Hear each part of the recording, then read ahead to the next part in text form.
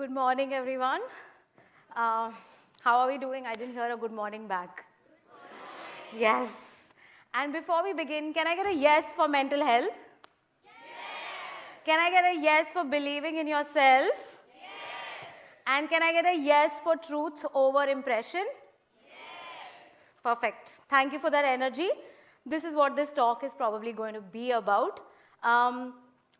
We look at this world today, right? Everything is on display, whether it's achievements, looks, clothes, relationships, your colleges, your marks, your grades, everything.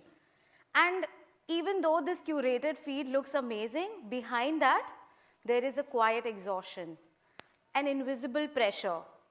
Yeah?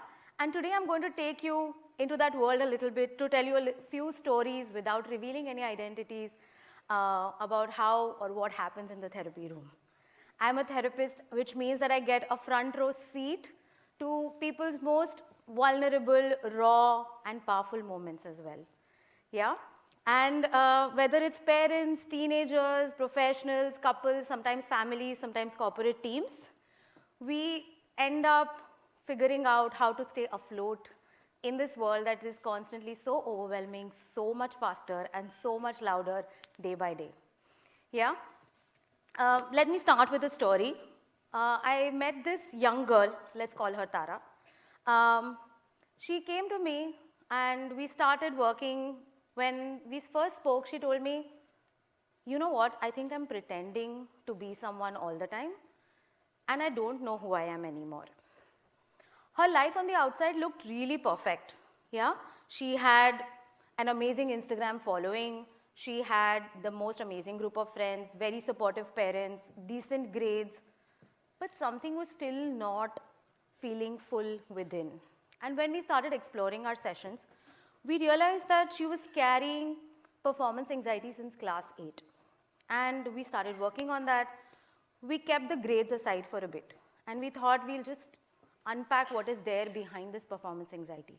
And what we found was there was a lot of fear of failure that was coming up constantly, fear of failure of exams. She was not able to study because she wanted to study out of curiosity or learning, but she was studying because she was afraid to fail.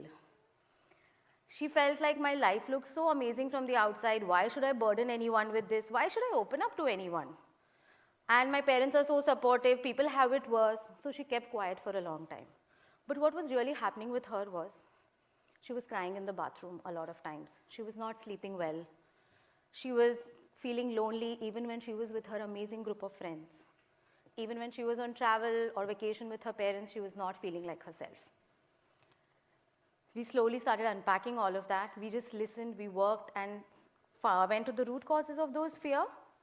And we decided that we are going to take baby steps, one breath at a time. Before every study session, just trying to take a few deep breaths, focusing the intent of this study session. Asking yourself, what do I really need right now? And we went from there, working towards a few months. A couple of months after her board exams, she came to me smiling that this is the first time I went into the exam hall feeling like myself and not as a bundle of fear. And that was the victory for me.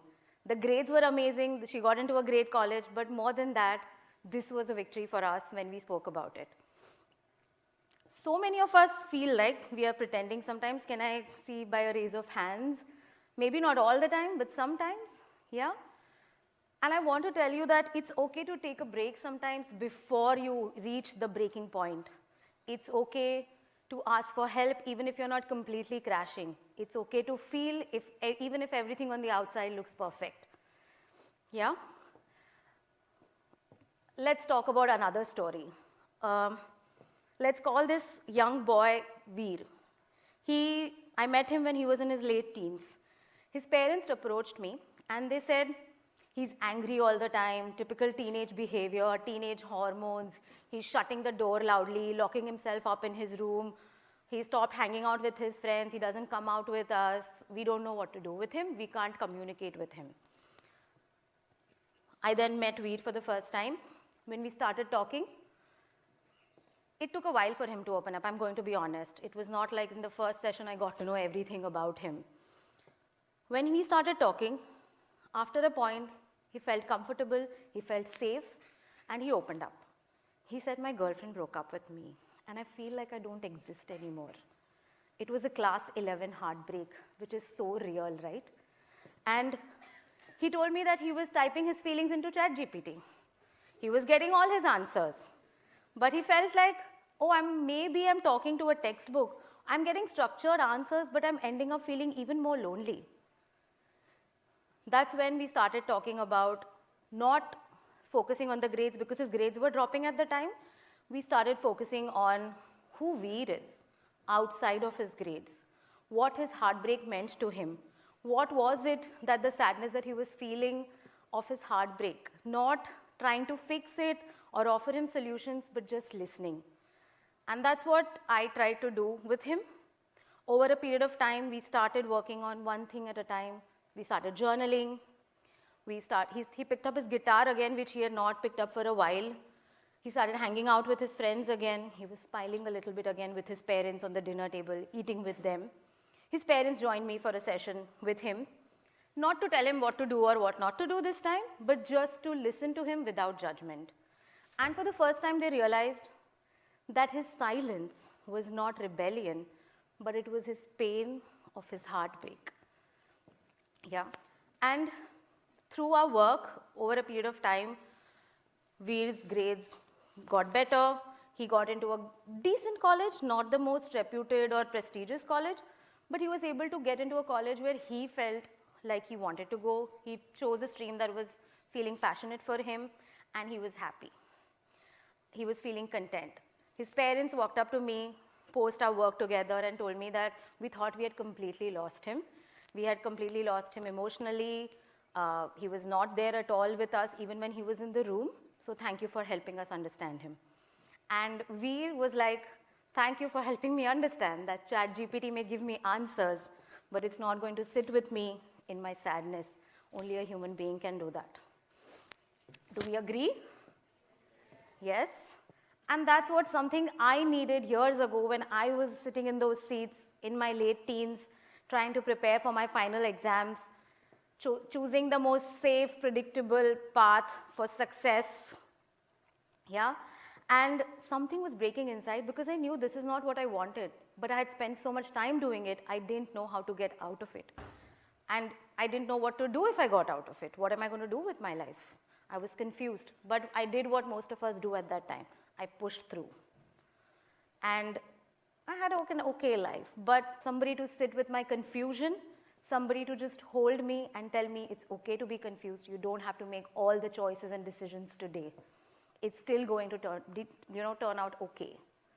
And that's why I do the work I do. I stepped away from the predictable path of success and stepped into the world of mental health where feelings are not seen as a problem to fix, but they are seen as a human experience to honor. Do we have some parents in the audience today? Yes? How many times do you feel, what have I done wrong to, my son or my child to go through this? Where did I go wrong? What have I done? But let me tell you, you are not failing. You are operating in a world that did not exist 20 years ago. A world of dating apps, instant messaging, social media, competitive entrance exams for everything. That's a world that did not exist. And these kids today are navigating that world. I don't know how, to be honest. It's sometimes just hard to sit on the other side and listen. Yeah? But that's what we can do. Even if we don't know how to talk about our feelings, we can all learn about it together, one step at a time. Yeah? And today I want to also give you a small tool. Maybe we can try it out right now as well. Let's close our eyes, take a nice deep breath. Even if you don't feel like closing your eyes, no pressure. Take a deep breath and think about how am I feeling today and what do I really need right now. Maybe somebody needs a snack, somebody needs to take a bio break.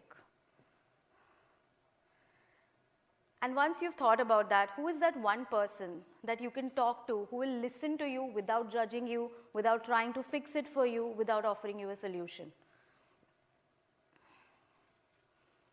And one activity that is purely joy, no camera, no reels, no social media, no likes, no shares, just you, your body, your breath, and the activity. It could be walking, cooking, music, anything. every evening, take 5 minutes and think about this, and maybe try and incorporate those things in your life. Does that make sense? Yes? Awesome. And for parents, I would like you to ask your children not just how was today, but how are you feeling today? And then be open to the messiness that might unfold, without trying to fix it for them or judging them, but trying to understand and listen to them.